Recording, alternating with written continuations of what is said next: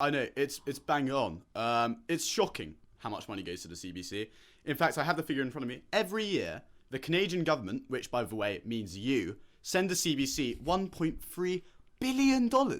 And despite the fact that that's literally just a huge amount of money, an incomprehensible amount of money, they managed to lose 19% of their revenue, which is, by the way, pretty shocking. And on top of that, I feel if someone gave me $1.3 billion, I could produce a television show that gets into the top 20, most watched TV shows in Canada by accident.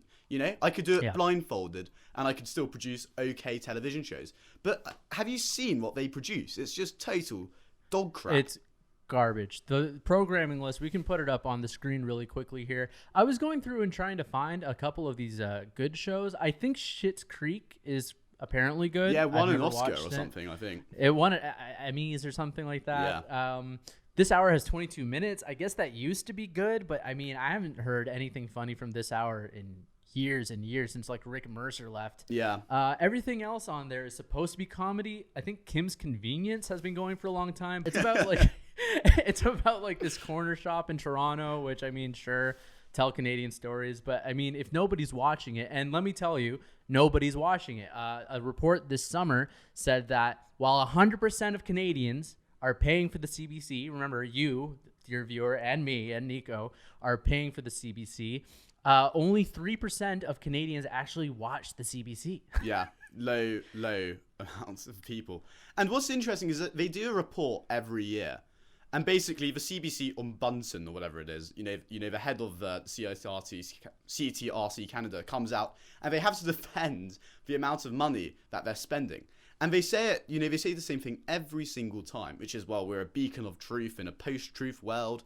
And on top of that, it's natural that our viewership was declining because it's a pandemic. But if you look at Netflix, if you look at Amazon Prime, if you look at any streaming service, they managed to do pretty well out of this pandemic, naturally, because everyone's at home.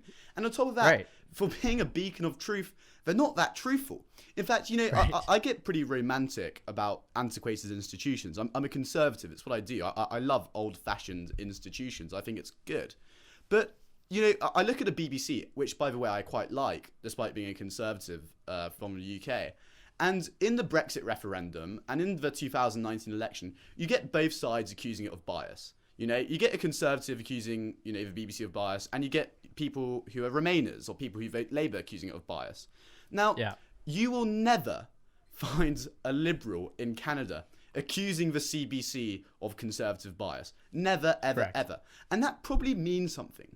It probably means that, this is so clearly a partisan organisation. And it goes beyond, the fact that they just hire metropolitan, university-educated people. They make an effort not to empathise with a large section, in fact, probably the majority of Canadians. And, again, I defend the CBC quite a lot, although I'm doing it less and less. Because what they do, like what they did with Erin O'Toole, for instance, in the leadership race, where they just cut out a bit of the interview that attacked the CBC, it's blatant how biased it is. They're unapologetic in it. Yeah, for sure. And the thing is, the CBC, they're hemorrhaging money, and they're spending money where they don't need to. I think this is the whole point that Erin O'Toole was trying to make, is that we have private news companies like Global, CTV, all these places, companies that cover local news. They're on the ground in like Windsor, Winnipeg, Halifax, that they do the job better than CBC does. So why is CBC, with their massive budget, spending money on local news that doesn't need to be, that's already being covered by like 3 other organizations?